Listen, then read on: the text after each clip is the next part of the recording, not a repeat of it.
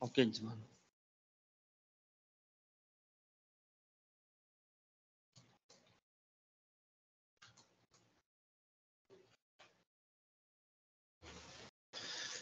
Então, podemos, né? Então, havendo no legal, declaro instalada a sessão ordinária de número 28, de 8 de agosto de 2023, da Terceira Câmara Criminal do Tribunal de Justiça do Estado do Ceará. Inicialmente, eu cumprimento efusivamente a querida amiga desembargadora Rosilene Ferreira Facundo, querida amiga desembargadora Ângela, querido amigo procurador, doutor Maurício Carneiro,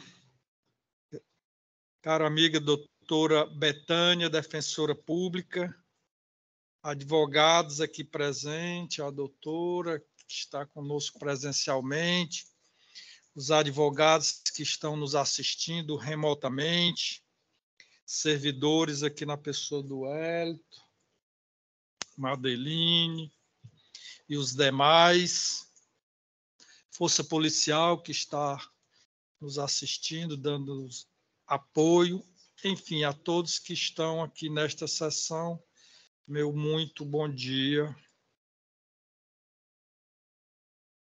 Inicialmente, eu passo a apreciação da ata da sessão anterior, a de número 27, que se deu em 1 de agosto de 2023, que já foi disponibilizado para os gabinetes. Alguma objeção, algum reclame, desembargadora Ângela? Desembargadora Rosilene?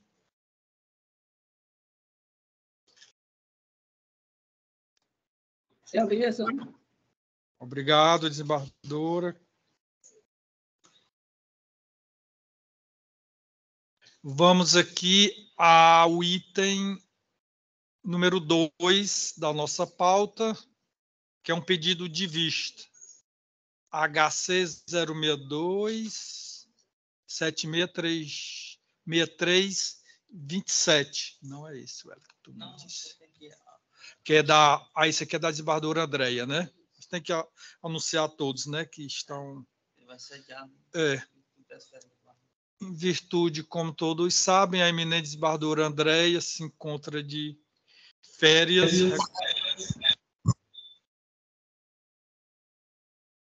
Aí fica impossibilitado, obviamente, do julgamento nesta nossa sessão.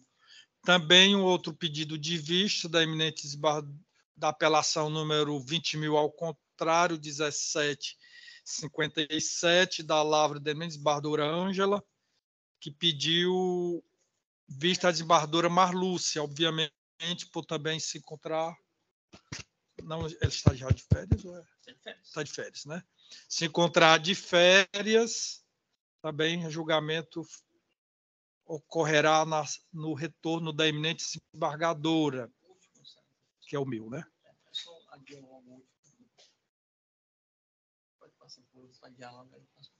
Aí volta, né? Aí você...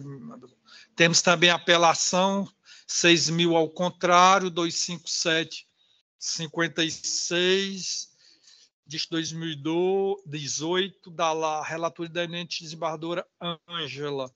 Também a mesma situação anterior, a desembargadora Marlúcia pediu vista. Aí tem o 2.3, que é um agravo em execução, número 00-104-68, dígito 04-2017. De minha relatoria, eu vou ler aqui a resenha. Eu proferi meu voto no sentido de não conhecer do agravo, mas provê-lo de ofício. A douta desembargadora Ângela Tereza Gondim pediu vista dos autos. Está em mesa, desembargadora? Sim, excelência. A palavra, vossa excelência. Muito grata. Bom dia, desembargador presidente, desembargador Henrique. Saúde, vossa excelência, desembargadora Rosilene, que está hoje de forma remota, representante do Ministério Público, doutor Maurício Carneiro, da Defensoria Pública, doutora Betânia, advogados que nos assistem aqui presencialmente e de forma virtual. Saúdo também os servidores do Tribunal de Justiça, as forças de segurança, desejando a todos uma excelente sessão. A declaração de voto já está anexada, desembargador presidente, que vou passar a ler. Rememorando o caso, cuidam os autos de agravo de execução interposto por José Geilson da Silva, em face de decisão proferida pelo juízo da primeira vara da comarca de Acaraú, quem deferiu pedido de reconsideração quanto à regressão de regime do apenado em razão do descumprimento da pena restritiva de direitos consistente de prestação de serviços à comunidade, porque deixou de comparecer pelos meses de janeiro a agosto de 2021. O agravante sustenta que deveria ter sido aplicada a pena de advertência com a regressão para o regime intermediário. Embora o agravado tenha se manifestado pelo desprovimento do recurso, o Ministério Público de segundo grau, na função de custos iuris, apresentou parecer favorável ao conhecimento e provimento do agravo, no sentido de apenas determinar a reconversão da pena restritiva de direitos em pena privativa de liberdade no regime originalmente fixado na sentença, nos termos do artigo 44, parágrafo 4º do CP, pois essa é a punição prevista na lei, de forma que a regressão, neste momento, seria medida excessiva e apenas aplicável se verificado posterior descumprimento da pena privativa de liberdade reconvertida. Em seu voto, o eminente desembargador relator entendeu ser hipótese de não conhecimento, porém, de ofício, acolheu o parecer ministerial. Em pós, pedi vistas para melhor examinar tão somente a possibilidade da concessão de ofício do pedido, no presente caso. É o essencial a relatar, passo a proferir meu voto vista, e desde já adianto que acompanho o judicioso e bem lançado voto do eminente desembargador relator. Inicialmente, verifica-se que o recurso for interposto extemporaneamente, eis que protocolado em 26/4/2023, em face de regressão cautelar de regime, decretada em 19/9/2022, ou seja, 7 meses depois do proferimento da decisão ora objurgada, em que pese o apenado ter apresentado pedido de reconsideração em 19/9/2022, este não tem o condão de suspender o prazo recursal, devendo o presente recurso não ser conhecido, portanto. Entretanto, como bem salientado no voto condutor, verifica-se a possibilidade da concessão de ofício do pedido com fulcro no artigo 664, parágrafo 2º do Código de Processo Penal. O apenado havia sido condenado por crime de adulteração de sinal identificador de veículo, a pena de 3 anos de reclusão e 10 dias multa, a qual fora convertida em 2 penas restritivas de direito, uma consistente em prestação pecuniária de um salário mínimo e uma outra de prestação de serviços à comunidade. Contudo, a Secretaria Municipal de Assistência Social informou que o reeducando não compareceu nos meses de janeiro a agosto de 2021, intimado para justificar o descumprimento da pena imposta em 24/12/2021, não foram apresentadas justificativas, motivo pelo qual a magistrada determinou a regressão cautelar para o regime fechado. Nesse ínterim, verifica-se que o apenado voltou a cumprir a pena de prestação de serviços nos meses de julho a setembro de 2022, apesar de já constar mandado de prisão em aberto em seu nome, o que demonstra sua intenção de retornar ao cumprimento da pena. A determinação do juízo a qual se encontra equivocada, pois não poderia o magistrado regredir o apenado de regime quando ele estava ainda submetido à pena restritiva de direito. Deveria ter procedido primeiramente à conversão em pena privativa de liberdade nos termos do parágrafo 4º do artigo 44 do Código Penal, no regime que fora fixado na sentença condenatória, só podendo regredi-lo a regime mais gravoso em caso de novo descumprimento ocorrido após essa reconversão, consoante orienta o bem lançado parecer ministerial e o voto condutor. Cito aqui excertos do STJ, que vou me abster de ler, e no final acompanho o voto do excelentíssimo desembargador relator, no sentido de não conhecer do recurso ante a sua intempestividade, porém, para de ofício, restabelecer o cumprimento da pena privativa de liberdade no regime aberto. Obrigado, desembargador Ângela. Não há divergência, né? Não há necessidade de manifestação. Agradeço a palavra de Vossa Excelência. E a unanimidade, não conhecido e provido de ofício.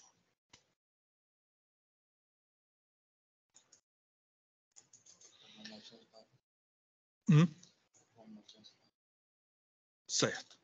Agora nós vamos aos pedidos de preferência com sustentação oral. Porém, antes, como sempre temos feito aqui na Câmara, nós vamos declarar julgados a unanimidade, nos termos dos votos dos respectivos relatores, todos aqueles processos, todas aquelas ações que já foram julgadas à unanimidade, não houve pedido de sustentação oral, de preferência, não teve pedido de destaque, então já declaro julgados.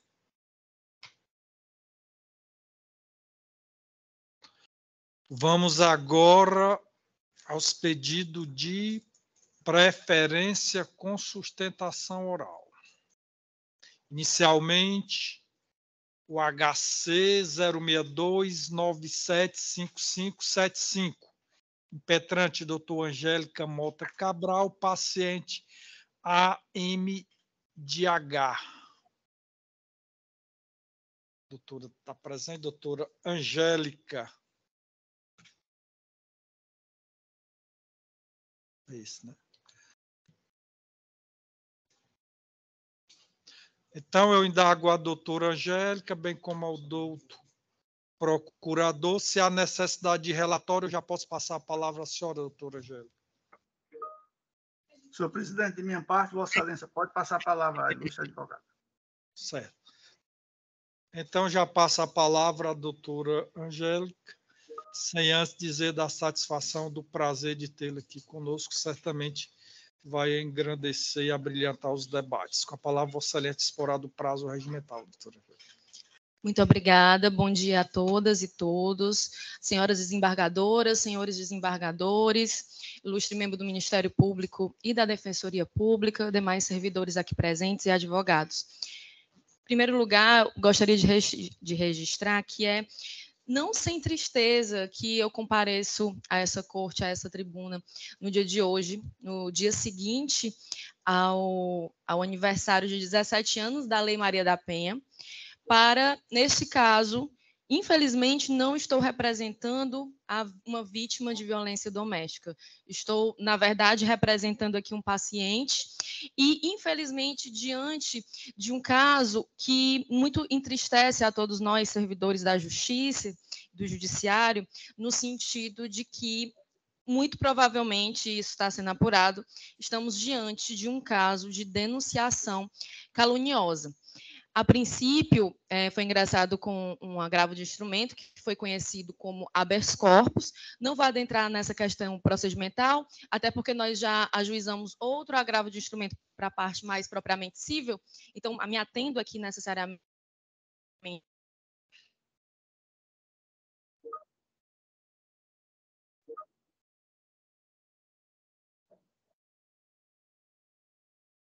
caso em que perfunctória, ali numa cognição sumária, sem que tivesse sido ouvido, né, a parte contrária. Isso é um procedimento comum, é muito comum que isso aconteça, até porque as vítimas de violência doméstica elas não podem esperar, muitas vezes, pelo estabelecimento do contraditório. Porém, diante dessa decisão e diante dessa circunstância, foi descortinada uma verdadeira trama e contrária aos interesses aqui do suposto agressor. Em que sentido? Foi desde a interposição do agravo, como foi apresentada também a defesa ao juizado da mulher, como foi ingressado com outras medidas judiciais também. Pode continuar? Como foram ingressadas também com outras medidas judiciais, se foi demonstrando que tudo aquilo que estava sendo alegado como suposta violência, como, por exemplo, uma expulsão de casa, até mesmo a existência, ou não, obviamente nós não vamos debater isso nos autos de um habeas corpus, mas até mesmo a existência ou não de um relacionamento mais sério entre as partes, a suposta retenção de documentos por parte desse suposto agressor, tudo isso caiu por terra, porque ficou comprovado que, desde o primeiro momento, houve ali uma tentativa de imputar essa conduta a de agressor a esse senhor, que não necessariamente tanto pela idade, mas mais pelos problemas de saúde de que padece, isso os atestados estão nos autos, que ele sofre de problemas cardíacos, foi imputado a ele uma série de condutas completamente incabidas, que algumas já se mostraram inverossímeis, gerando inclusive o indiciamento da suposta vítima pelo delito de ameaça, que já foi inclusive indiciada nesse sentido. Então, no que nós temos nesse exato momento, o grupo de apoio às vítimas de violência, o GAV, que presta um importante serviço no âmbito da defesa da mulher, declarou nos autos do processo que tramita perante o juizado que a suposta vítima ela não pode mais fazer parte do GAV. Veja, senhoras e senhores, a que ponto chegamos, devido ao fato de que ela insiste para que o GAV tome medidas que são completamente antijurídicas. Em que sentido? Ela começou, desde sua inclusão ao GAV, a constranger de uma forma completamente vexatória o suposto agressor, mesmo com a concessão das medidas protetivas, chegando ao ponto de acionar viaturas para a casa da mãe do suposto agressor, que é uma senhora, ele é idoso, né? A mãe dele é mais idosa ainda, na casa dos filhos, na casa dos parentes, no seu trabalho, em todas as circunstâncias, a ponto de o GAV comparecer aos autos, uma vez oficiado pela juíza do Juizado da Mulher, para informar que não vai mais acompanhar essa suposta vítima. Para além de todas essas questões, e eu sei que esse é um tema bastante delicado, até porque nós estamos aqui nos autos de um habeas corpus, e as devidas ações, com as devidas comprovações mais contundentes, elas já estão tramitando. Mas aqui nós também temos prova pré-constituída da doença mental da suposta vítima. E eu digo isso com muito cuidado, porque eu tenho muito cuidado para nunca culpabilizar a vítima e nem nunca colocar especialmente sobre a mulher, a pecha da insanidade mental. Mas, nesse caso, nós temos prova pré-constituída que consta no processo, inclusive, de que ela já foi internada mais de uma vez e de que ela padece de algumas doenças que provocam surtos psicóticos. Não estou aqui fazendo uma ilação no sentido de que ela pode ter. Eu estou falando de uma prova pré-constituída, algo que já está no processo. Senão, eu jamais me pronunciaria nesse sentido no âmbito de um processo relacionado à violência contra a mulher. Então, na verdade, de uma forma bastante resumida, o que nós estamos diante aqui no presente habeas corpus é qual é o grau probatório suficiente. O que é preciso para que uma pessoa ela seja tolhida nas suas liberdades? Não é nem para o proferimento da decisão, porque eu entendo que a decisão ela deveria ser proferida nas condições em que estava, mesmo sem a oitiva da outra parte, como eu disse, devido ao procedimento próprio das vítimas relacionadas às vítimas de violência doméstica. Mas, uma vez que a parte foi instada a se manifestar, que procurou o judiciário, que ingressou com os recursos cabíveis, que já está com as ações, que já fez a demonstração, inclusive de provas pré-constituídas, o que é suficiente para que esse suposto agressor, vamos chamar assim, aqui o paciente, o que é preciso para o direito, para o Tribunal de Justiça do Estado do Ceará, é que ele continue sendo constrangido e tolhido em suas liberdades, sendo que não há qualquer notícia nos autos de tentativa de aproximação dele com relação à suposta vítima. Muito pelo contrário, como eu disse, há a tentativa de utilização do aparato jurisdicional, do aparato estatal, por parte dessa suposta vítima para constrangê-lo a ponto de o próprio grupo de apoio às vítimas de violência afirmar nos autos do processo que ela não pode mais ser atendida por esse grupo. Então, como eu disse, é com muito pesar que um dia depois do aniversário de 17 anos da Lei Maria da Penha, eu venho até aqui, mas esse pesar, ele é relativizado pelo fato de entender que toda vez que nos insurgimos contra esse tipo de injustiça, também estamos protegendo as verdadeiras vítimas de violência doméstica. Toda vez que fazemos cessar uma situação em que essa violência não foi configurada, em que há elementos fartos, provas pré constituídas nesse sentido, nós estamos, de certa forma, privilegiando a justiça e protegendo as verdadeiras vítimas para que elas possam encontrar no judiciário o apoio, o aparato e os seus direitos resguardados, como precisam. Então, eu vim aqui, fiz questão de vir aqui sustentar, porque esse caso ele já está tendo muitos desdobramentos. Como eu disse, a suposta vítima ela já foi, inclusive, indiciada pelo delito de ameaça. Já temos uma série de depoimentos contrários à mesma, no sentido de que ela tentou fazer uma armação única e exclusivamente para obtenção de vantagem financeira, só não veio junto com a medida protetiva o afastamento do lar, porque o ilustre membro do Ministério Público, a promotora do Juizado da Mulher, percebeu no último momento de que não se tratava de um bem comum da casa, porque o que essa suposta vítima queria era que esse suposto agressor fosse afastado da própria residência dele, que ele tem há décadas, muito antes de conhecê-la e de ter qualquer relacionamento com ela. E mesmo após o parecer do Ministério Público, a suposta vítima compareceu aos atos novamente, dizendo que o que ela queria, na verdade, era que ele fosse retirado de casa, porque ela não teria para onde ir, e nós também comprovamos documentalmente no processo que ela sempre teve para onde ir, que ela sempre teve o apartamento, que ela sempre teve condições nesse sentido. Então, excelências, eu agradeço muito pela atenção, agradeço pela oportunidade de estar aqui e peço muita sensibilidade ao analisar esse processo, porque toda vez que nós tratamos de um caso como esse, de certa forma, nós abrimos um precedente e demonstramos o que é considerado suficiente ou não para que uma pessoa ela seja não só tolhida em suas liberdades, mas mantida nesse status de ser tolhida em suas liberdades, mesmo quando ela procura o judiciário com as suas provas. Então, muito obrigada e um excelente dia. Obrigado, doutora. Concedo a palavra ao procurador, doutor José Maurício Carneiro. Muito obrigado, senhor presidente. Cumprimentando Vossa Excelência e, na vossa pessoa, cumprimento todas as ilustres desembargadoras integrantes dessa terceira Câmara Criminal. Cumprimento aqui a ilustre defensora pública, doutora Betânia, cumprimento a ilustre advogada que fez a sustentação oral recentemente, doutora Angélica, cumprimento aos servidores e o fato na pessoa do doutor Wellington, cumprimento os demais presentes a essa sessão, advogados, servidores. Senhor presidente, trata-se de uma questão relacionada a ato tido como criminoso praticado em contexto de violência doméstica. E aqui se questiona duas coisas. Primeiro, se busca, através do habeas corpus, que seja reconhecido o direito do paciente não prestar alimento a sua companheira ou ex-companheira, não sei.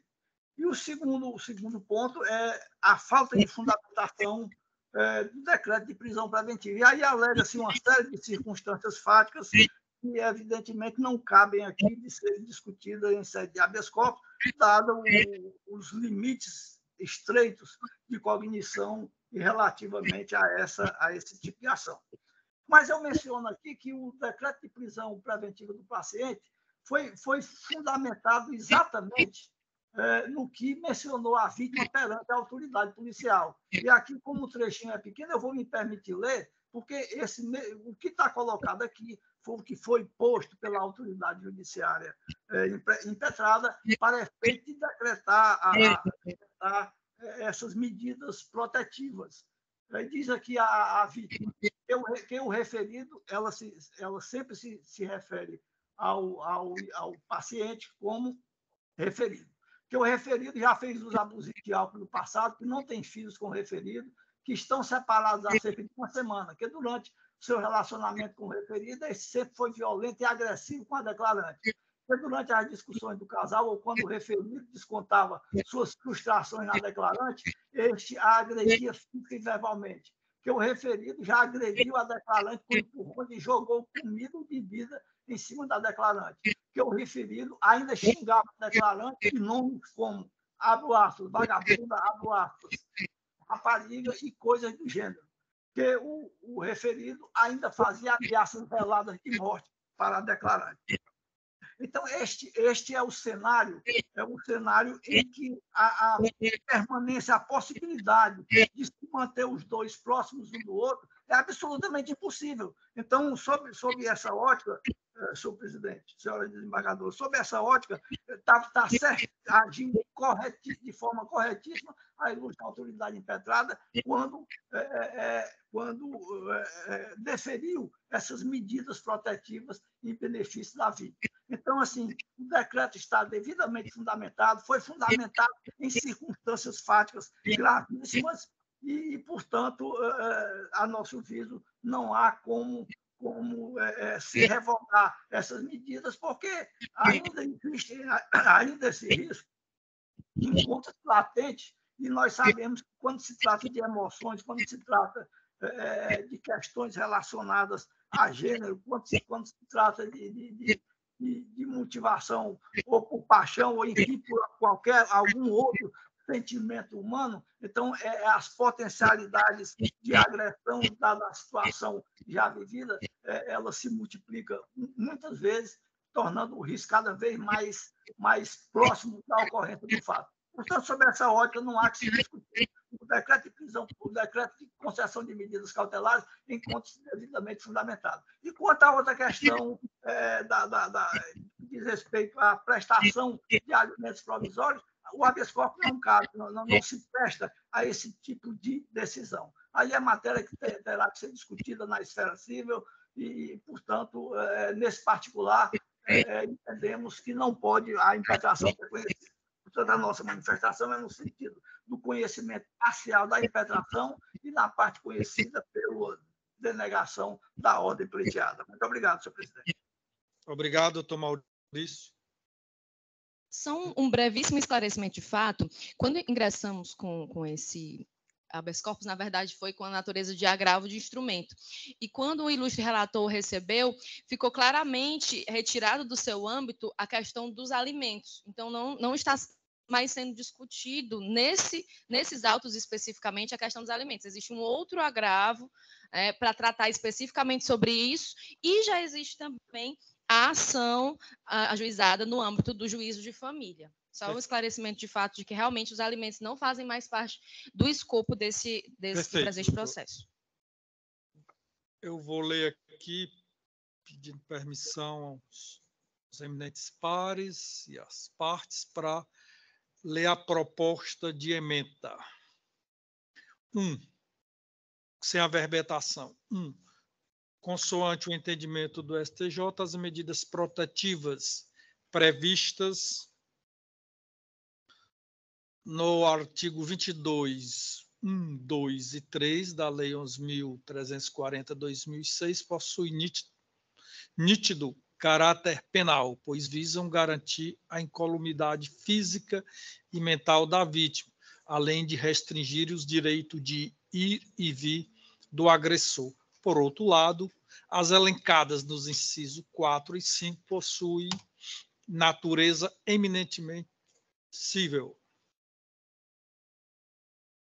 Agravo, número tal, relatoria do ministro Gugel Farias, quinta turma. 2.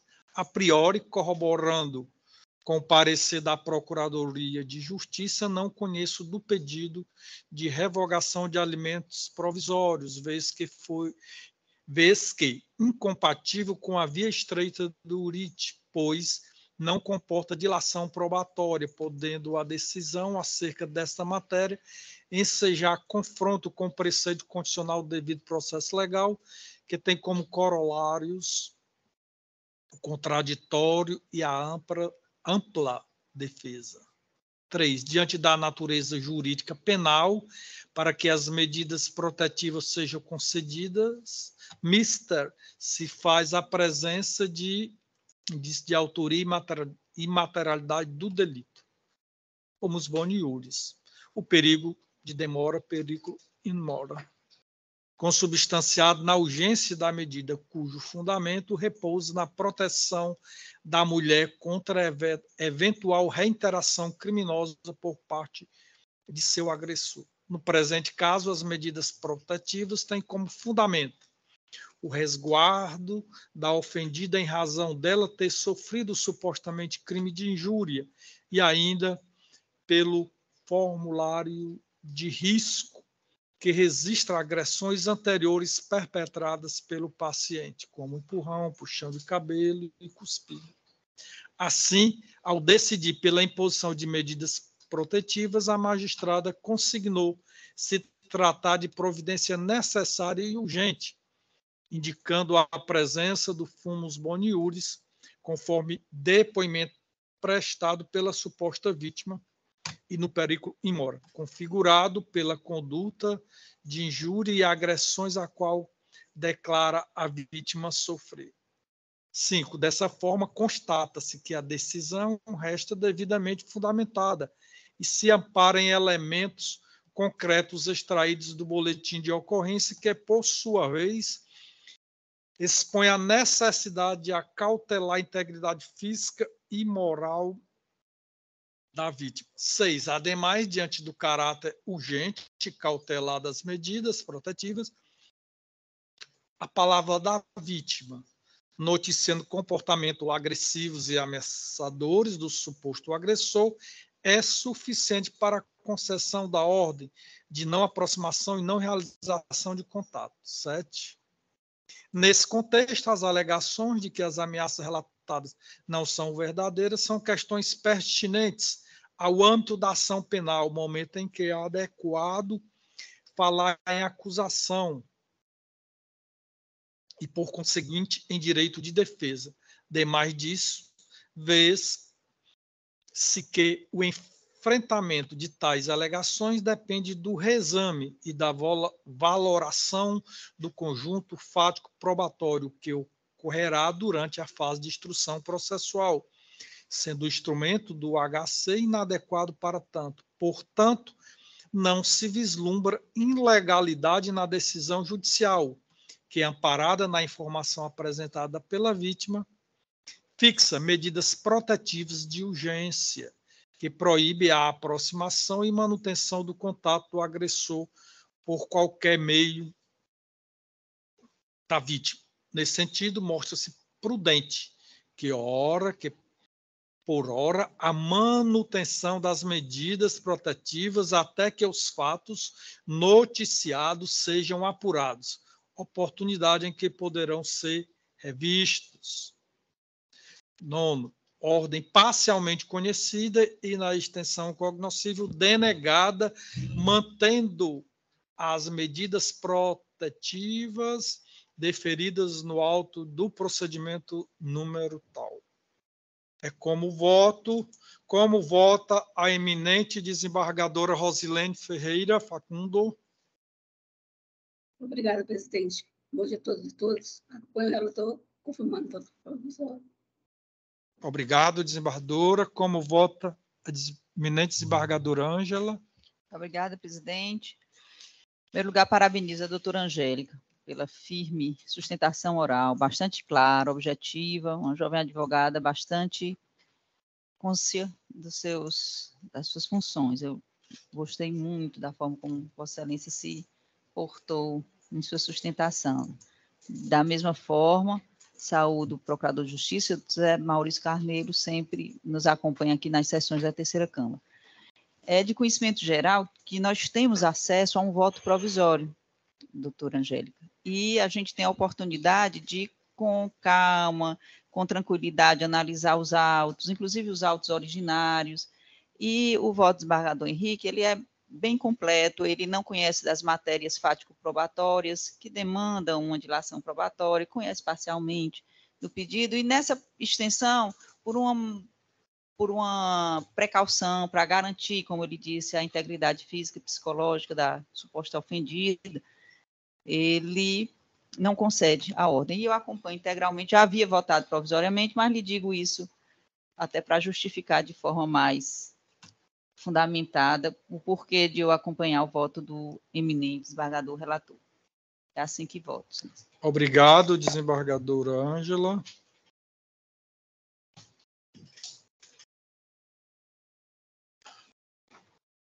A unanimidade. Agora vamos ao 3. Muito obrigada. Obrigado, doutor. 3.5. HC 062 9790 dígito 35. Também da minha relatoria. 062 97 dígito 35. Petrante, doutor Francisco Roberto Castelo Branco Pereira Filho, paciente Leilson Souza da Silva. O doutor Francisco Roberto se encontra? Doutor Francisco Roberto Castelo Branco Pereira Filho. Se encontra na sala, o doutor? Está nos ouvindo, doutor? Está na sala? Como? Vai para a segunda chamada.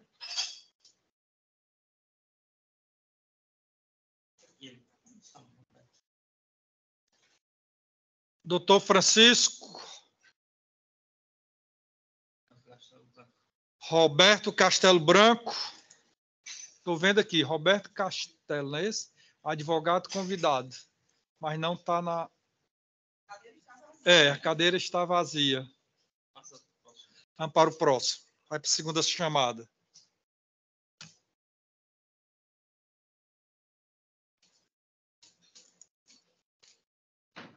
(3.10) HC 062 68 59 59. Impetrante, doutor Renier Martins Vasconcelos, paciente Gleidson Oliveira de Souza. Relatoria da eminente desembargadora Rosilene Ferreira Faco. Está em mesa, desembargadora Rosilene? Sim, presidente. Obrigado. O doutor Renier Martins se encontra na sala? Sim, excelência. Posso passar a palavra já ao senhor? Sim. Doutor Maurício, alguma objeção, doutor Maurício? Tem objeção, presidente. Perfeito. Então, já passo a palavra ao doutor Renier Martins Vasconcelos, sem antes dizer do prazer, da satisfação de tê-lo aqui conosco, certamente vai abrilhantar esse debate. Fala, Vossa Excelência. Bom dia, excelências. Quero aqui saudar aqui a todos presentes, né? As senhoras desembargadoras, os senhores desembargadores, membros do Ministério Público, da Procuradoria, da Defensoria Pública, todos os servidores e colegas advogados. Excelências, eu aqui, né, eu quero fazer aqui os requerimentos em favor do paciente Gleidson de Souza, Oliveira de Souza. Excelência, é o seguinte, vou fazer só uma breve leitura dos fatos para que possa ficar claro aqui a situação do paciente. O paciente foi preso em flagrante no dia 10 de maio. Né? Daqui a 2 dias completam-se 90 dias que o custodiado, né, que o paciente se encontra custodiado, e pelo suposto crime de ilegal de tráfico de drogas, apreendido o ínfimo quantidade de 7 gramas de maconha. Fato ocorrido por volta das 10h30 na sua residência. Excelência, na audiência de custódia, também foi esse advogado que vos fala que representou o autuado no 4º núcleo de custódia de Caucaia. Excelência, até ficou para mim um espanto. No dia da audiência, era uma audiência de plantão judiciário. Quem foi presidiu o ato foi o doutor Marcelo, que era o juiz da vara de família.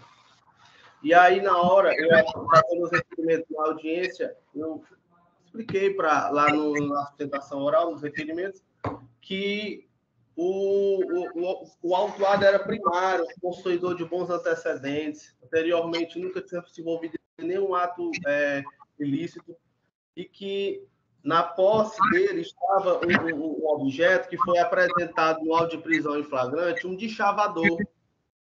E aí, no meio dos requerimentos, o magistrado perguntou o que era deschavador, porque ele não tinha lido no auto de prisão em flagrante, mas estava com vergonha de perguntar.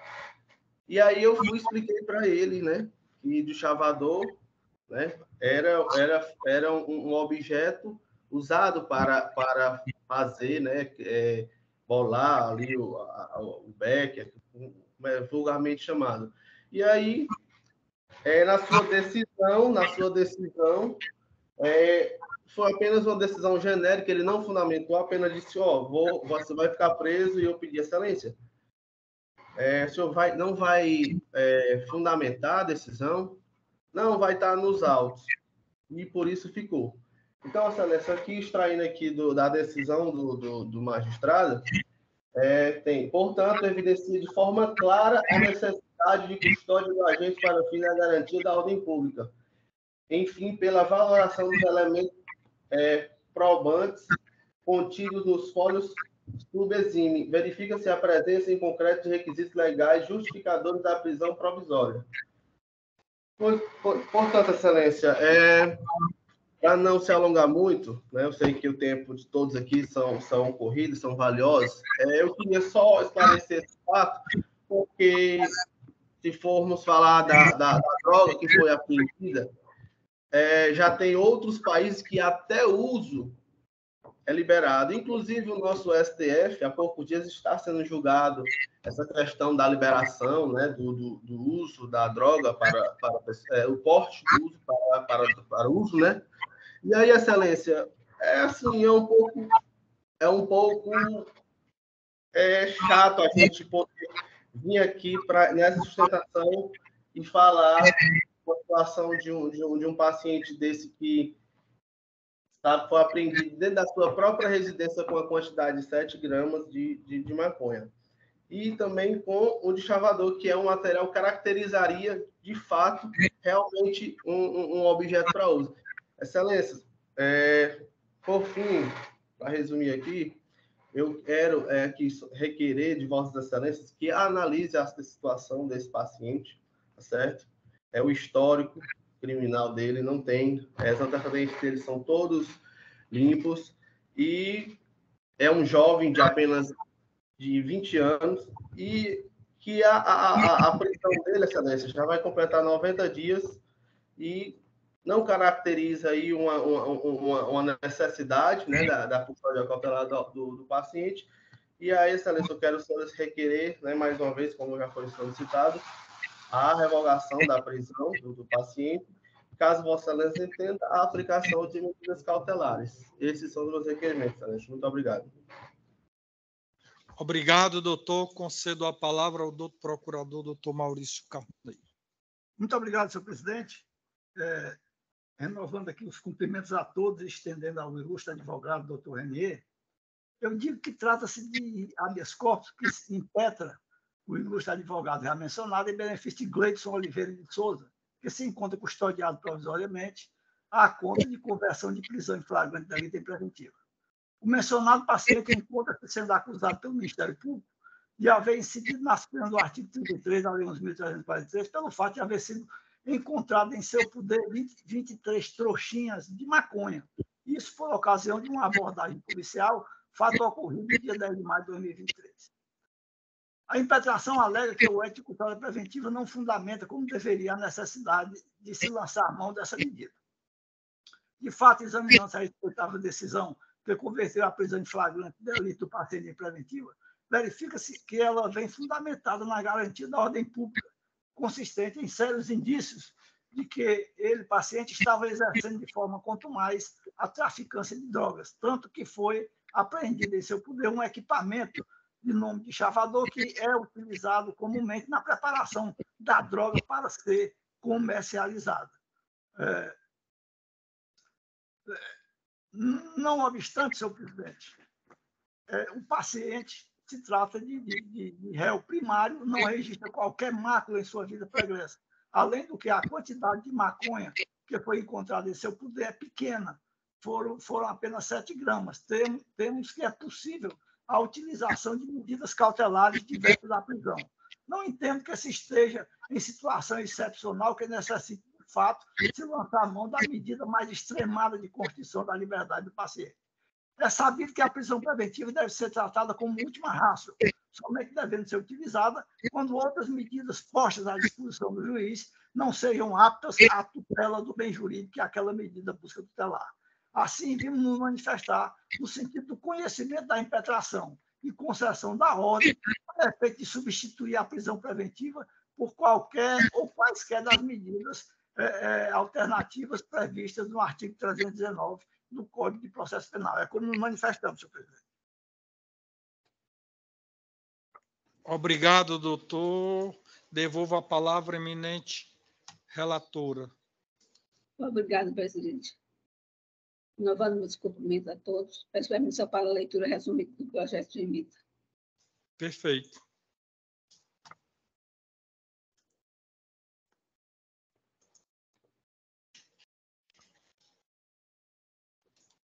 Habeas corpus com pedido liminar, tráfico de drogas, alegação de fundamentação inidônea do decreto prisional e ausência dos requisitos autorizadores na ocorrência.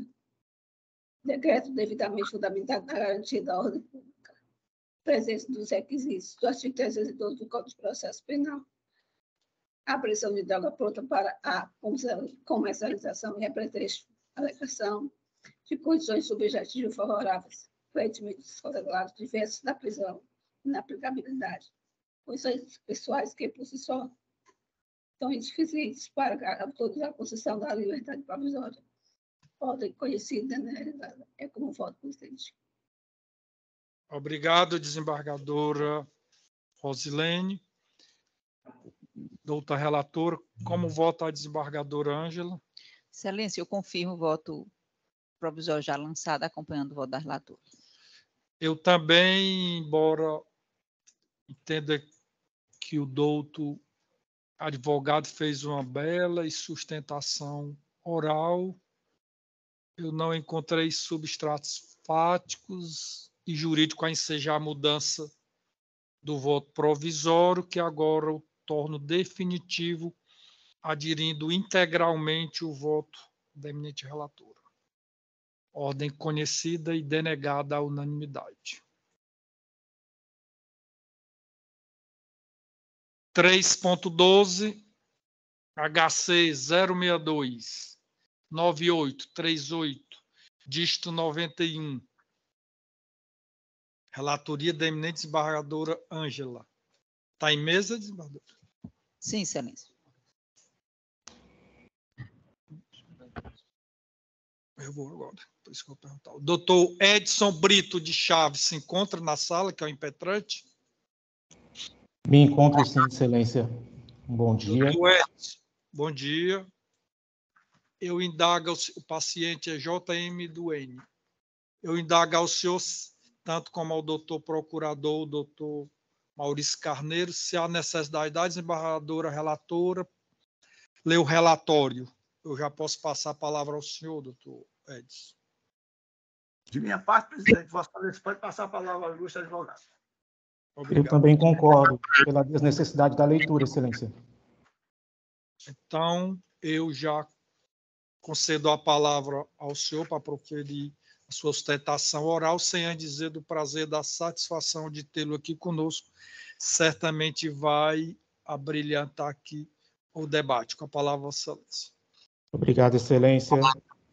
Eu saúdo a todos, na pessoa da excelentíssima senhora doutora desembargadora relatora, doutora Ângela Tereza Gondim Carneiro Chaves, excelentíssimos desembargadores, membros componentes desta terceira Câmara Criminal, doutor Jorge Holanda Silveira, doutora Rosilene Ferreira Facundo, ao ilustre membro da Procuradoria-Geral de Justiça do Estado do Ceará, e também aos ilustríssimos serventuários e colegas advogados, advogadas, demais defensores e demais presentes, porventura, ouvintes que participam desta sessão. Um bom dia a todos. Excelências, o odierno HC ele gravita na fundamentação inidônea do decreto preventivo sobre o argumento de ausência dos requisitos legais autorizadores, bem como na ausência de contemporaneidade que a prisão processual almeja neutralizar, e também das condições favoráveis do custodiado. Inicialmente, frisa-se que não se busca com o presente right o enfrentamento das teses de fragilidade das provas ou de negativa de autoria, mas sim do descumprimento dos preceitos legais.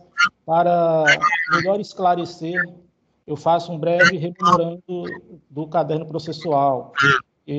No caso, o HC impetrado em favor do paciente João Marcos dos Santos, em face de decisão que decretou a sua prisão preventiva, prolatada pelo juízo da Vara Única da Comarca de Itarema, na origem, a representação policial entendeu que o paciente havia cometido um crime de estupro de vulnerável, nos moldes do artigo 217-A do Código Penal Brasileiro, sendo que a sua prisão seria necessária para assegurar a sociedade contra a prática de novos crimes, bem como assegurar a instrução criminal e a aplicação da lei penal. Por sua vez, o juiz encampou o pleito da autoridade policial, aduzindo em seus fundamentos que a custódia preventiva seria necessária para a conveniência da instrução criminal, bem como para assegurar a lei penal. Tem-se, contudo, que a prisão processual é exceção e só deve ser aplicada se necessária, com uma fundamentação idônea, né? E o que entendemos data vênia não estar presente no caso em tela. Os fatos apurados supostamente ocorreram em meados de 2021, ou seja, há cerca de 2 anos atrás.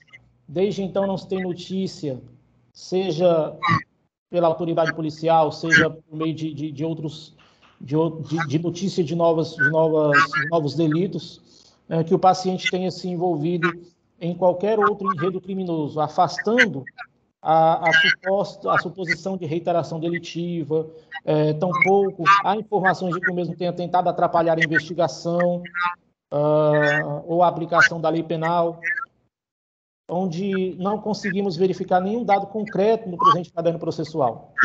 Ademais, o paciente hoje constitui uma nova família, tendo se separado de fato da sedizente vítima anos atrás, afastando-se de tudo e de todos, isso está devidamente documentado nos autos, não mantendo qualquer contato, o que impossibilita a existência de embaraço nas investigações.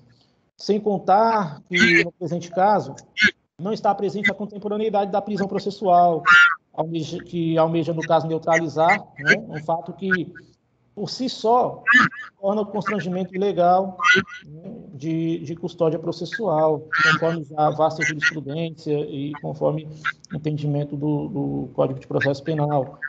Por sua vez, o custodiado apresentou-se espontaneamente na delegacia de Itarema, ele prestou interrogatório no dia 6 de outubro do ano passado, conforme folhas 34 do inquérito policial, negando as acusações, excelências, e se colocando inteiramente à disposição da justiça, demonstrando a sua boa-fé.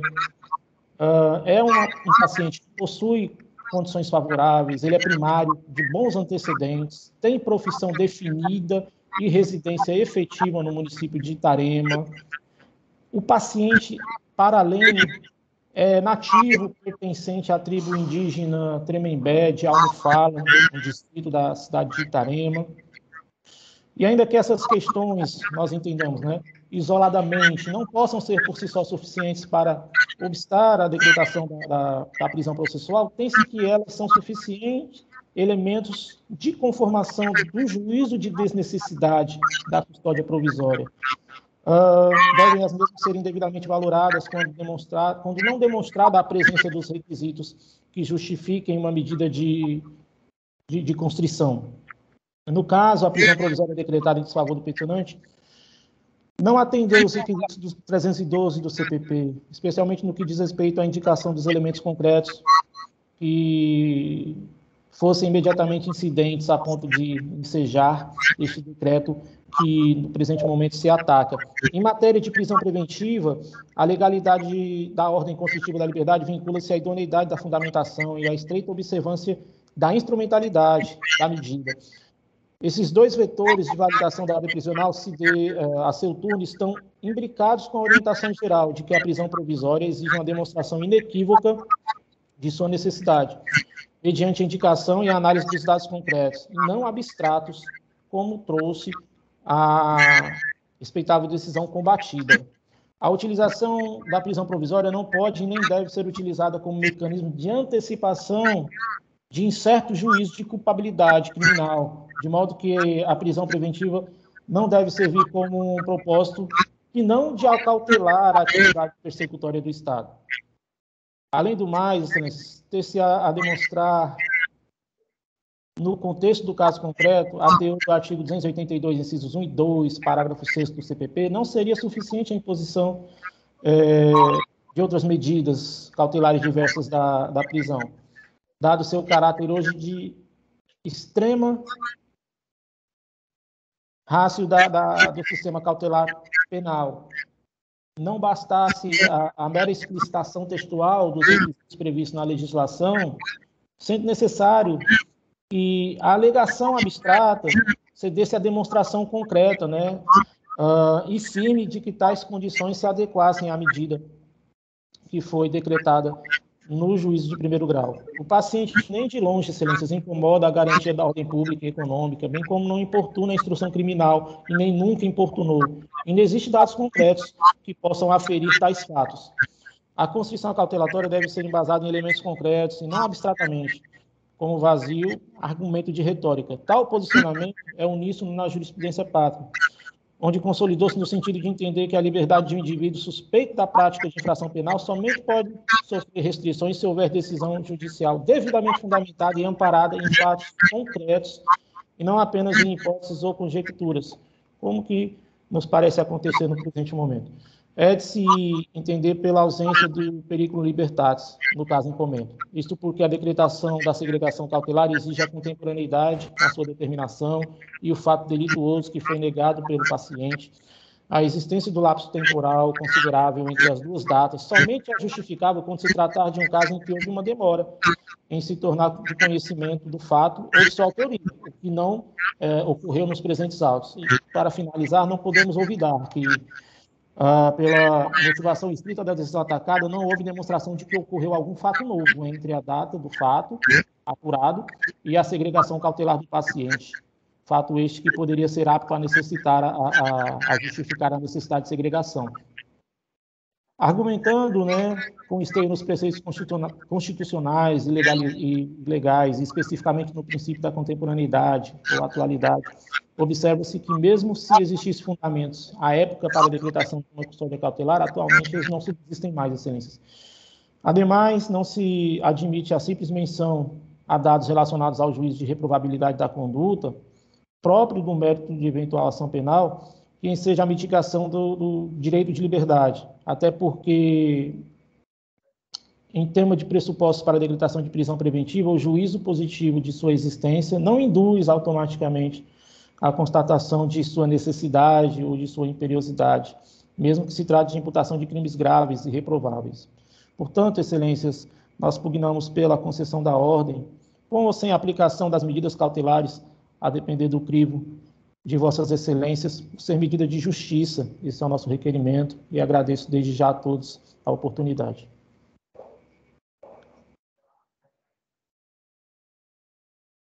O microfone, excelência, está desabilitado.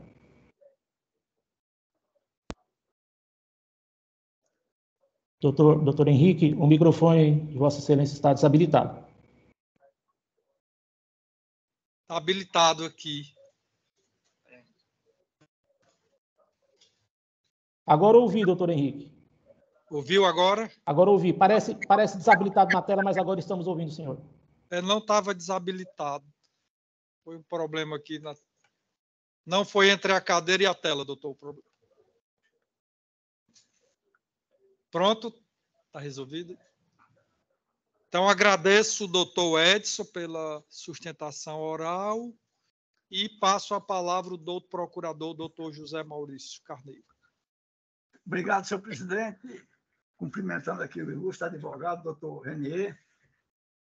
Digo eu, senhor presidente, que se trata de habeas corpus, que impede em favor do paciente João Marcos Nascimento, e o fundamento principal seria uma pretensa falta de fundamentação ou carência de fundamentação da decisão que decretou a prisão preventiva do paciente, e também na questão da contemporaneidade. Bom, o decreto de prisão preventiva editado pela ilustre autoridade judiciária impetrada se encontra plenamente justificado. Sua Excelência levou em consideração, a ilustre autoridade judiciária impetrada levou em consideração alguns aspectos fáticos que foram postos na representação da autoridade policial, tais como o fato de a vítima se encontrar inconsciente em função da ingestão de medicamentos, ocasião em que era abusada sexualmente pelo paciente, que a obrigava a tais práticas. Há também a circunstância de que a própria filha do casal mencionou que quando o pai fazia uso abusivo de álcool, ficava mais agressivo em casa, o que torna, evidentemente, a sua presença no mesmo ambiente um risco para a vítima e para a filha dela. Então, essas são circunstâncias de fato que levaram a ilustre autoridade judiciária a decretar a prisão preventiva do paciente. E aqui a periculosidade é patente em função da forma como ele agia. E se efetivamente ele não fosse preso preventivamente, com certeza poderia já ter ocorrido coisas piores, porque essa questão da violência doméstica é uma questão que se não interceptada logo de início, tende a situações, a resultados extremamente graves. Eu menciono aqui só uma parte da decisão judicial da autoridade judiciária em que se verifica efetivamente a fundamentação, o objetivo que Sua Excelência utilizou para efeitos de decretar a prisão preventiva. E aqui eu abro aspas.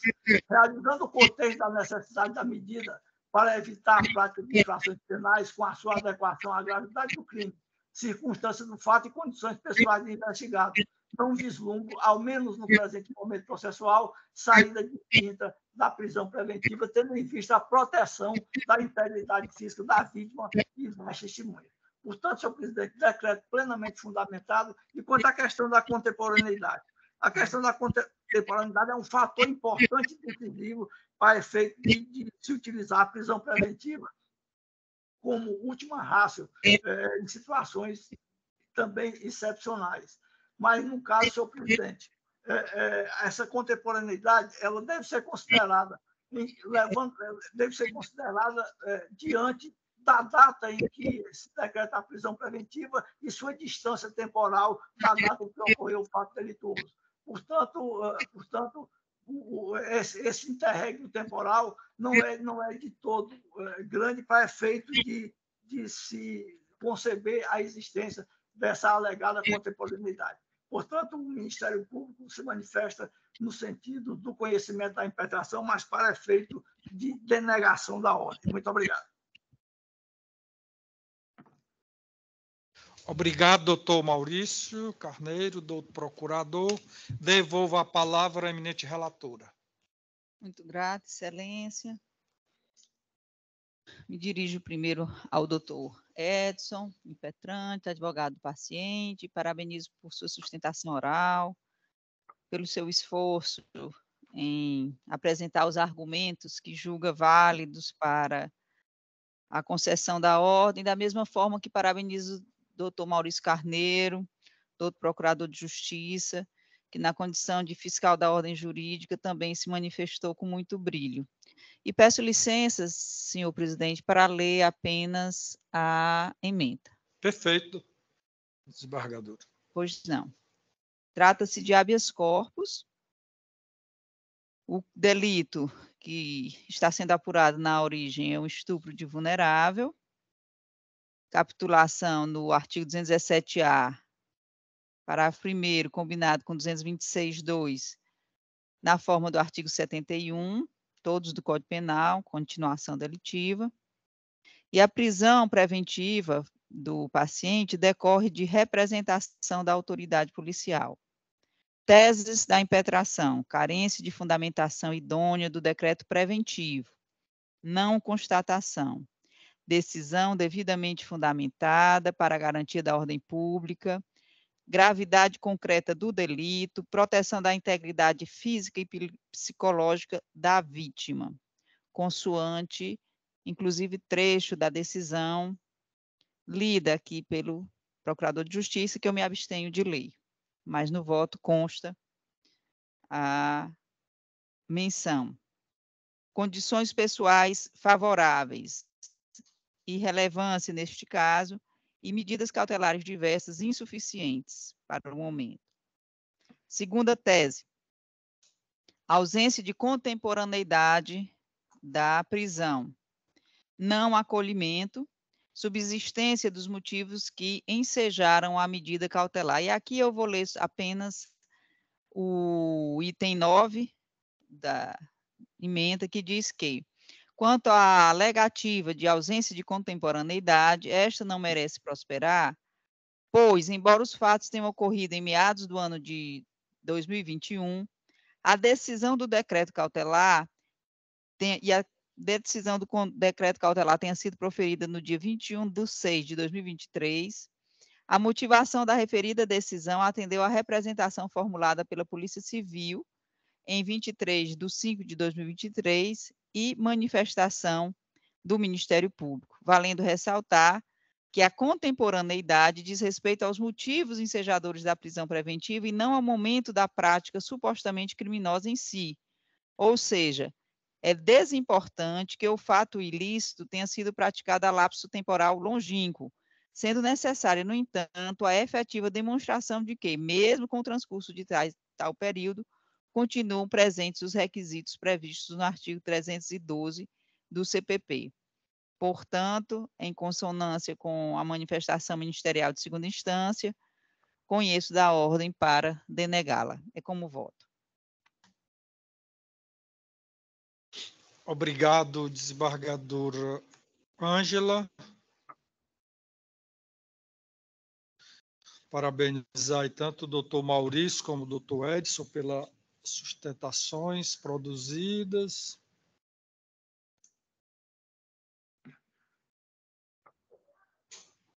Obrigado, excelências, a todos. Um excelente dia e excelente trabalho. Eu vou proferir aí do meu voto e a da desembargadora Rosilene, doutor Edson. Então, parabenizo pela sustentação oral, mas eu vou aderir integralmente o voto, bem lançado o voto da eminente relatora, que analisou tanto a fundamentação como a contemporaneidade. E, sem delongas, eu adiro integralmente o voto da eminente relatora, que já havia sido disponibilizado no sistema, já tínhamos examinado, e eu pergunto, indago a douta desembargadora Rosilene Ferreira Facundo como vota. Combinando de votar. Apoiando o bilhete de votar. Perfeito. Obrigado. Então, a decisão unânime. Perfeitamente. Agora sim, obrigado, excelências. Bom Tá, dia doutor. a todos. Excelente trabalho. Prazer, obrigado. Prazer rever. Agora, 3.17. HC 063-0214, de 77. Também da relatoria da eminente desembargadora Ângela. Petrante Aécio Flávio Palmeiras Fernandes. 063, repetindo, 21.4, de 77. Está em mesa, desembargadora? Sim, excelência. O doutor Aécio se encontra na sala? Me encontro, doutor. Bom dia. Bom dia, doutor Aécio. Eu indago tanto ao senhor como ao doutor procurador, doutor Maurício Carneiro, se há necessidade da desembargadora Ângela ler o relatório. De minha parte, não, senhor presidente. Da minha parte também não, excelência. Então, já passo a palavra ao senhor, doutor Aécio Flávio, sem dizer da satisfação, do prazer de tê-lo aqui conosco. A palavra, vossa excelência, fora do prazo regimental. Gratidão, excelência. Doutor Henrique Jorge Holanda Silveira, né?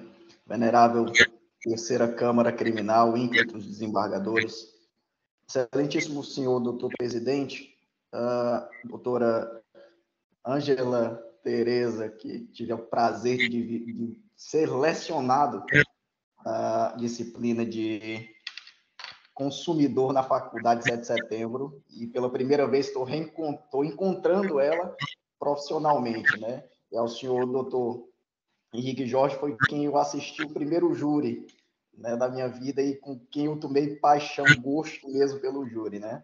Muitíssimo obrigado, agradeço pela oportunidade, pelo acolhimento. Prazer, doutor Edson.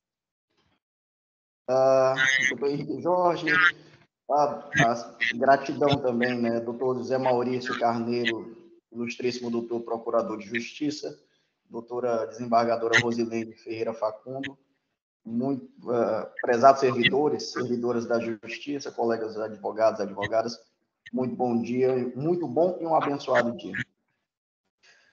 Então, nós tratamos aqui de uma denúncia que foi formulada contra o paciente Marcos Ian de Souza Barros, né? Então, ele havia sido preso, segundo conforme a denúncia, no dia 1º de março de 2023, por uma equipe do COIN, que recebeu uma denúncia de prática de tráfico de drogas. A casa, que havia sido locada na Alameda, aliás, na Alameda das Conchas, número 221, no bairro Marechal Rondon. Ele foi acusado de tráfico de drogas e porte de arma de fogo, apreendido nessa casa, um revólver calibre 32 com 6 munições, vários saquinhos de din-din, dezenas de papelotes de maconha, 173 gramas de cocaína, 113 gramas de cocaína, 173 gramas de maconha e outro envelope com 746 gramas, 2 balas de precisão e R$108 em espécie.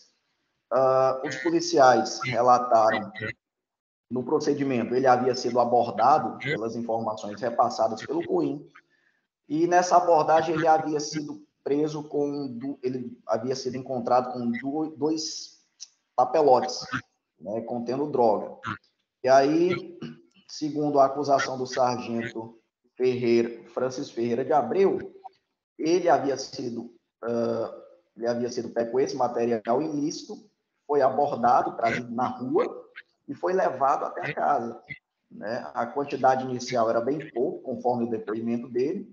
A arma de fogo estava dentro da casa e há uma contradição com relação à testemunha de acusação, que foi o soldado Paulo Augusto Amaro da Silva, em que ele não se recorda se o paciente havia sido localizado com droga, mas se recorda que as drogas e a arma realmente foram encontradas lá na casa, né? Ele havia sido abordado na rua, conforme as próprias testemunhas disseram, mas que tinha dito que morava naquela casa, né? Então, parte da droga havia sido encontrada lá na residência, né? E a arma também, de modo que em nenhum momento havia certeza sobre o contato e a posse dessas armas. Durante a instrução processual, verificou-se que o paciente Marcos Ian, ele de fato não morava naquela casa, que aquela residência era uma residência abandonada. Inclusive, foi falado por das testemunhas de acusação durante o interrogatório, de que aquela casa só tinha um colchão, então não tinha como alguém morar lá. Então, assim, ele foi preso, né, ele está preso desde o dia 1º. A prisão ela foi convertida em prisão preventiva, ele é réu primário, tem bons antecedentes, mora lá próximo, e com relação ao interrogatório dele, né, ele realmente confirmou que havia sido pego na rua, e fizeram abordagem, não pegaram nada com ele. Então, essas contradições, elas trazem uma certa sombra com relação à licitude dessas provas colhidas no processo, né? Quando a gente analisa, e em que pese o entendimento contrário da eminente relatora na sua decisão interlocutória de recebimento, né, em que pese esse entendimento consolidado no STJ, que com superveniência da decretação da prisão preventiva ficariam prejudicadas eventuais ilegalidades da segregação em flagrante, a gente está tratando de um caso em que as provas em que a gente sequer tem certeza se as provas realmente foram colocadas nos autos como deveria ser. Então, aquele réu, o paciente, ele não tem contato nenhum com a casa, ele não tem relação locatícia nenhuma, não vive lá. As drogas, ninguém sabe se realmente foi apreendido com ele uma pequena quantidade de droga, haja visto a contradição dos policiais. E, embora se tenha visto que esse habeas corpus seja um procedimento marcado por cognição sumária e um rito célere, né, que não comporta o exame de licitude de provas com relação a uma análise aprofundada do conjunto fático probatório, nós temos que esse caso ele se comprova mediante 2 pontos específicos, em que, primeiro, foi constatado que o réu, que o paciente Marcos Ian Souza Barros, ele foi abordado na rua e não no interior da residência, e que, segundo, o réu não residia naquele endereço onde a casa onde as drogas e a arma foram encontradas. Né? Então, não existe um liame subjetivo claramente delimitado para que possa essa prisão preventiva dele ser mantida há mais de 5 meses.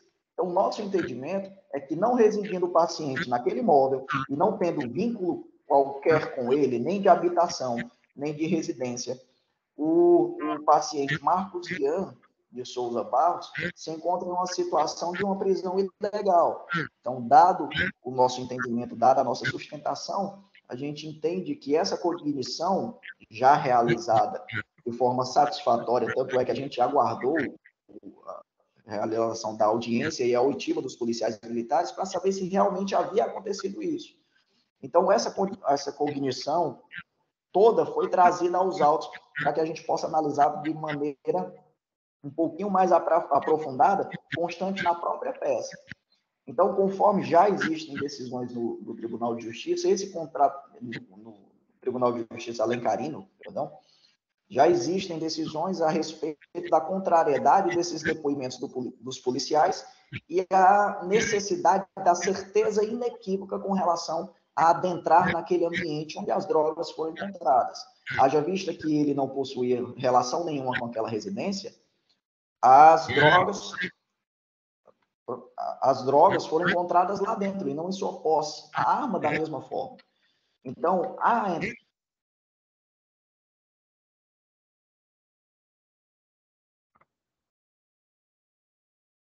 abordado no meio da rua. Dessa forma, poupando o tempo de vossas excelências, dos colegas que assistem essa sessão, a gente faz essa sustentação para que, rogando de vossas excelências, que esse caso seja analisado com um pouquinho mais de cuidado, né, com relação a esses depoimentos que foram trazidos aos autos e à peça inicial. Gratidão, pessoal. Obrigado, doutor Aécio. Concedo a palavra ao doutor procurador, doutor Maurício Carneiro. Muito obrigado, senhor presidente. Cumprimentando o doutor Aécio, parabenizando pela sua sustentação oral.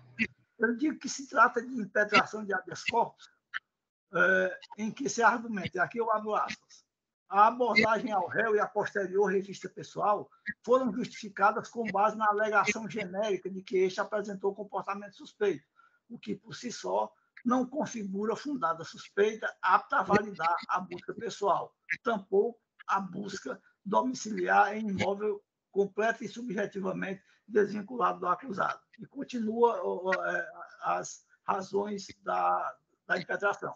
Em tendo sido realizada a busca de forma ilegal, as coletas dos materiais apreendidos também se tornam ilegais e, consequentemente, nulas, anulando todos os elementos de prova insanáveis e, desse modo, inservindo o material apreendido para incriminar e condenar o réu Marcos Ian de Souza Barros. Então, esses são os fundamentos da impetração. Digo eu, senhor presidente, que no caso em comento, ao que se apreende dos autos, o paciente foi preso em flagrante delito no dia 1º de março de 2023, quando uma equipe da Coordenadoria de Inteligência da Polícia Civil recebeu uma denúncia de que estava ocorrendo tráfico de drogas na rua Marechal Rondon, com a Alameda Conchas, com a informação de que seria uma casa ocupada por 3 homens que estavam realizando atividades ilícitas e ameaçando os moradores das proximidades. A partir dessas informações, a equipe da COIN realizou a monitoração do local durante um certo tempo, ocasião em que visualizou um dos moradores na porta da residência, sendo este o ora paciente. A abordagem foi realizada e, com ele, foram encontrados 2 pinos de cocaína e, posteriormente, já dentro da residência, foram encontrados um revólver calibre 32 com 6 munições, vários saquinhos de dezenas de papelotes de maconha prontos para serem comercializados, 2 tabletes de maconha, um de 173 gramas e um outro de 746 gramas, além de mais 113 gramas de cocaína, balança de precisão e a quantia de R$ 108. Prova mais do que convincente de que, efetivamente, o paciente estava ali para comercializar drogas. A ação policial se iniciou a partir de investigação policial originada por informações obtidas pelo Serviço de Inteligência Policial e por diligências prévias que redundaram em acesso à residência do acusado. Portanto, a motivação aqui é perfeitamente legal, está plenamente justificada a fundada suspeita de que naquele local estava realmente se desenrolando o tráfico de entorpecentes. Na espécie, após efetuada a prisão e lavado do auto de prisão em flagrante, os autos respectivos foram imediatamente encaminhados ao juiz de primeiro grau para avaliação do caso concreto, sendo, portanto, respeitadas todas as garantias constitucionais e legais que o paciente tem direito como cidadão. Como se não bastasse, o decreto prisional encontra-se motivado na necessidade de garantia da ordem pública.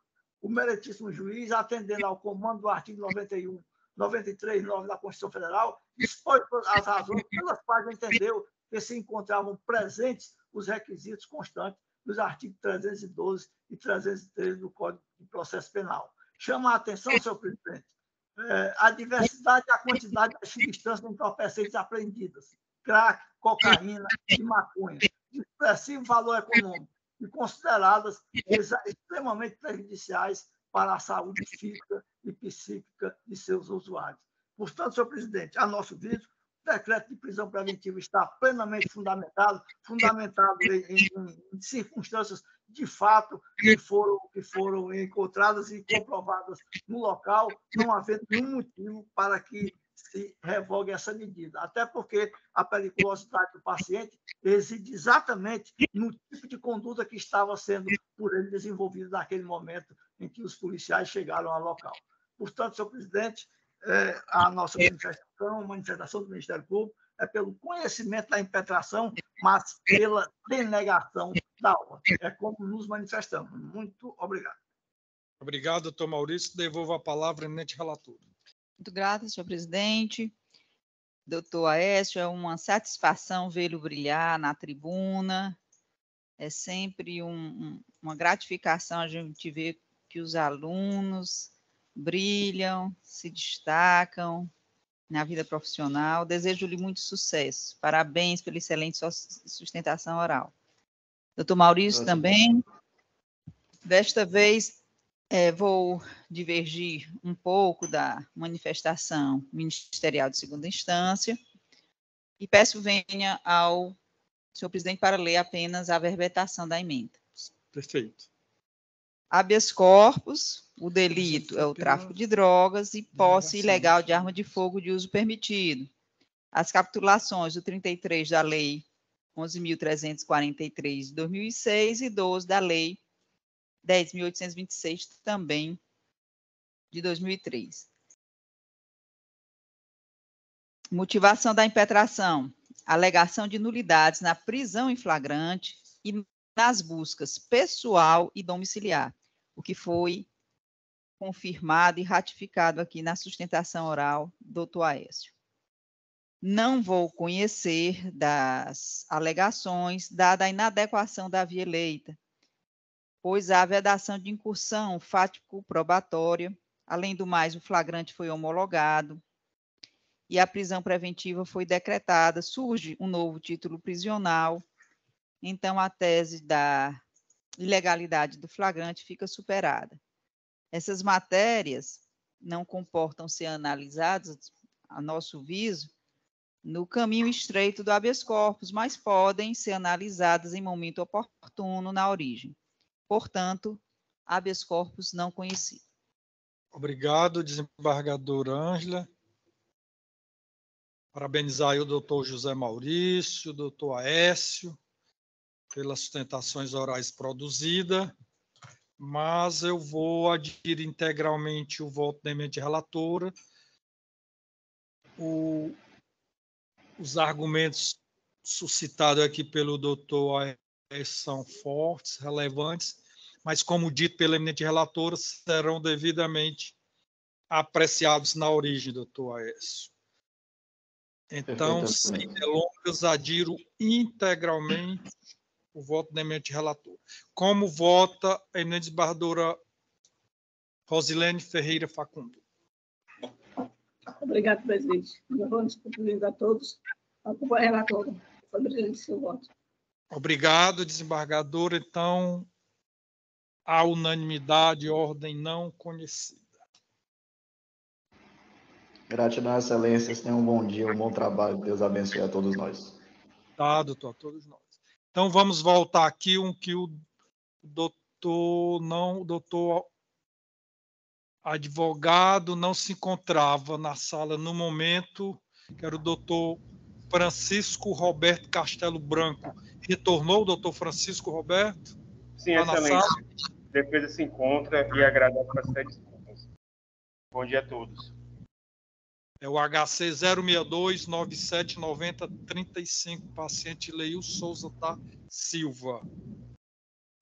Doutor Roberto, consultando aqui o sistema, como o senhor sabe, os votos são disponibilizados com antecedência, lançado no nosso sistema, no ESAG, e aqui já consta como concedido à unanimidade.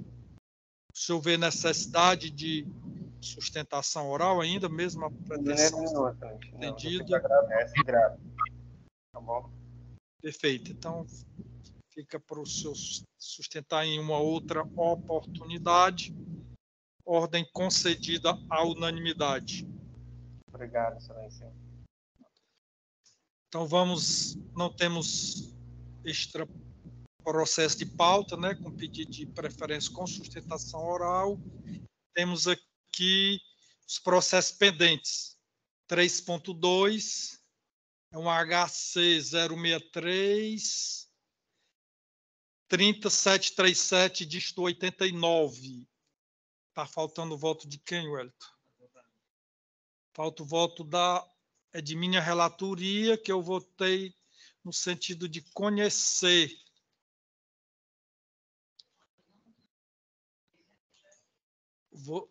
É o 16... Não.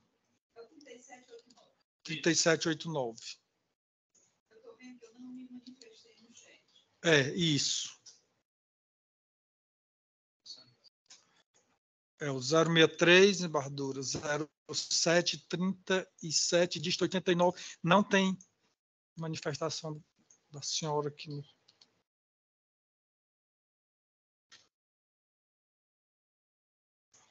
Eu vou ter sentido de ser concedida a ordem.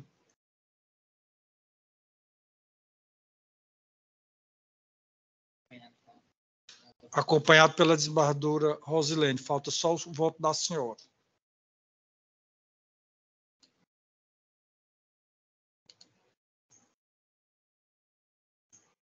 Na verdade, dúvida, porque aqui há uma notícia de que ele não foi encontrado para ser chamado ao processo, né? É. Tanto é que o processo tinha sido decretado suspenso em relação a este paciente. Vossa Excelência diz que há uma diferença entre fuga, né, evasão do distrito da culpa e não localização. Foi isso que...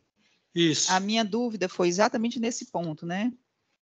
Que o senhor cita aqui um julgado 2011, da ministra Maria Tereza Moura, nesse sentido. Não se pode confundir evasão com não localização, né? Decisão da ministra Maria Tereza Moura.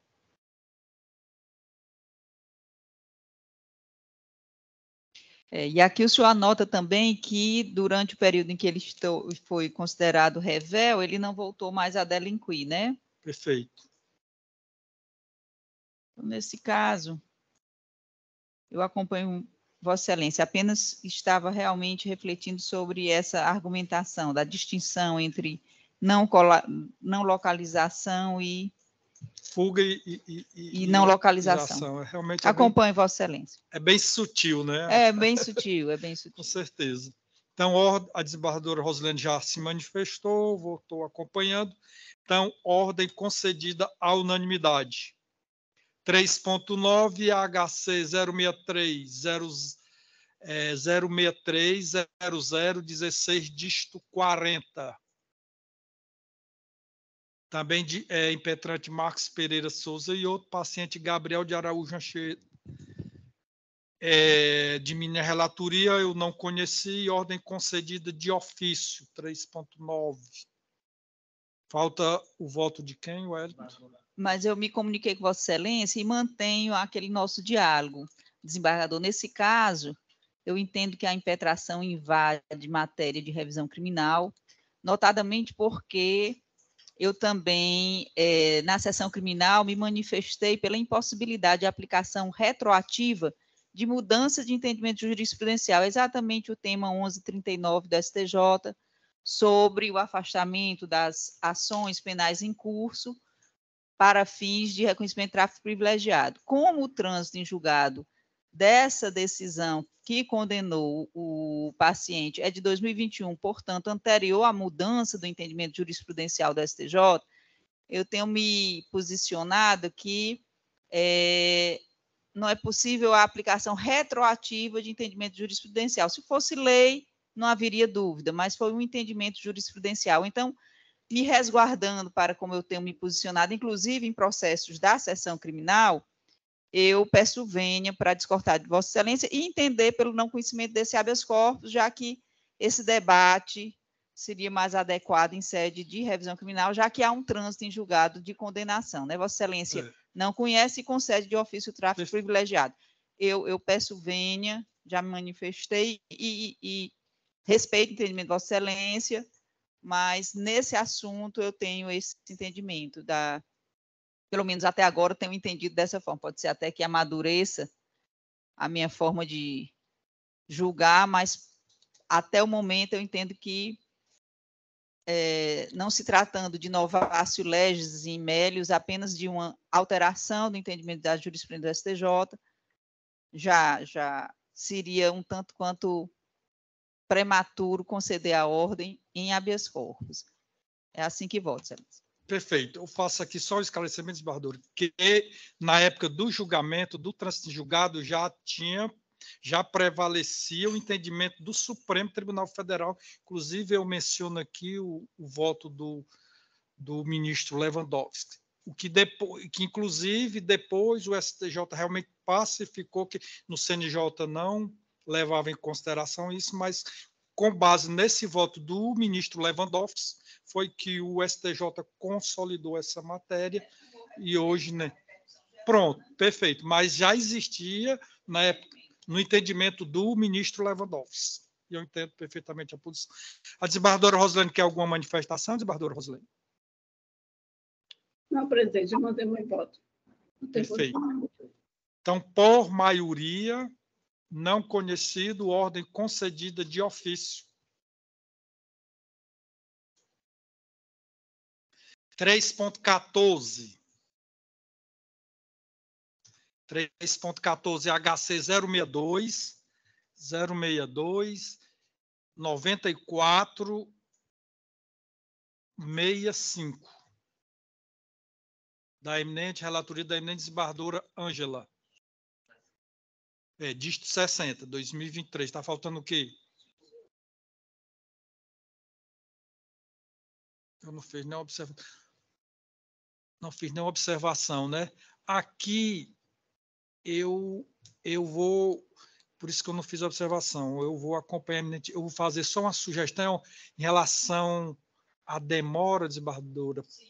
É uma sugestão, obviamente, a senhora não está. Eu vou acompanhar o voto independente da Estravo aqui na hora. Se melhora. 560. Porque ele parece que já está com. Ainda não foi apreciado o aditamento à denúncia, desembargadora, não é isso? Já faz bastante tempo. Eu repito, eu vou acompanhar de ir integralmente. Peço apenas uma sugestão de pedir ao juiz para agilizar esse feito, que tem uma demora já um pouco estendida, que houve uns declínios de competência e houve um aditamento e sequer foi apreciado esse aditamento. Aí eu apenas como sugestão seria no sentido de recomendar ao juízo a agilização do feito. Só isso. Na realidade, havia um pedido feito de esse excesso de prazo, a gente conheceu de ofício, porque desde o dia 7 de fevereiro havia um pedido formulado em audiência sobre o qual o colegiado de juízes ainda não se manifestou, e eu entendi que haveria uma supressão de instância, né? Já que o pedido de relaxamento não foi apreciado na origem. Mas eu posso fazer sem problema nenhum, acatar a sugestão de Vossa Excelência, acrescentando a recomendação de, já faço isso agora, de Perfeito. celeridade, né? Perfeito. Vedó. Pois não, acatada a sua sugestão. Desembargadora Rosilene, já votou? Quer se manifestar? Conforme o voto com a sugestão colhida pela relatora. Perfeito. Perfeito. Esse é o 3. É o 6560. Pronto. Agora temos um agravo em execução. 4.18. 00-205-88, dígito 56. Da relatoria da eminente desembargadora Rosilene, que votou no sentido de conhecido e improvido. Falta os votos de quem? Desembargadora Ângela. Eu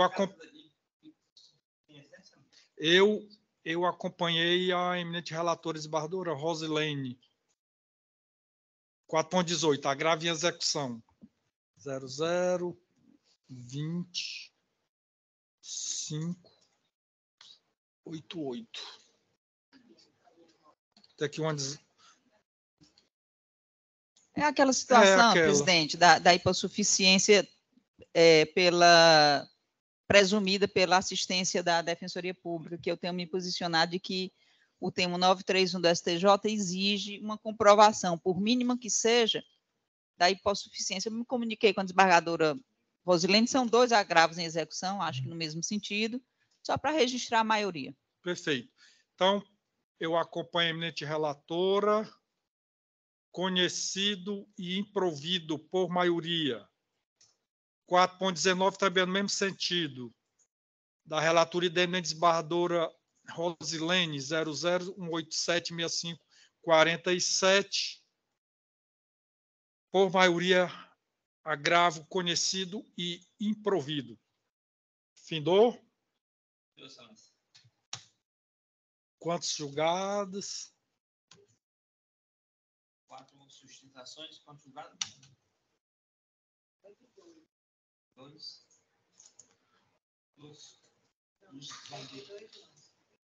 54 julgados e 4 sustentações. 2 desembargadores de férias. Perfeito. Desembargadora Rosilene, desembargadora Ângela, procurador, doutor Maurício, doutora Betânia, alguma manifestação?